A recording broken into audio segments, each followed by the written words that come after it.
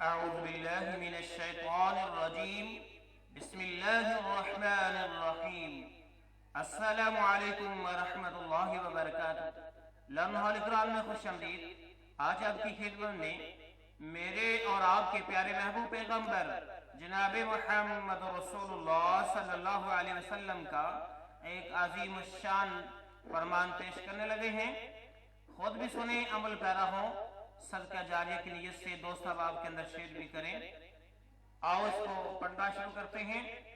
رسول اللہ صلی اللہ علیہ وسلم نے فرمایا، جس شخص کے دل میں رائی کے دانے برابر بھی تکبر ہوگا وہ جنت میں نہ جائے گا.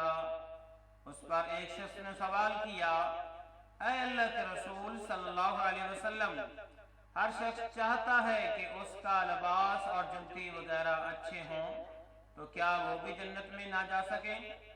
اس پر رسول اللہ صلی اللہ علیہ وسلم نے فرمایا، یقیناً اللہ خوبصورت ہے اور خوبصورتی کو پسند فرماتا ہے. تکبر کا مطلب یہ ہے کہ بندہ حق کو ٹکرا دے اور لوگوں کو حقیر سمجھے.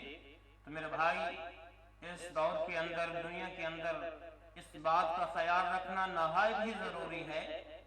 آج ایک بندہ اپنے دوسرے مسلمان بھائی کو کچھ نہیں سمجھتا اور جو حق بات ہے اسے قبول نہیں کیا جاتا، بلکہ دنیا کی مگن کے اندر مصروف ہیں. تو میرے بھائی، دوست احباب، اس پیغام کو ہم سب نے پھیلانا ہے تمام بھائیوں تک، بہنوں تک. اللہ رب العالمین اس پر عمل پیرا ہونے کی توفیق عطا فرمائے. آمین.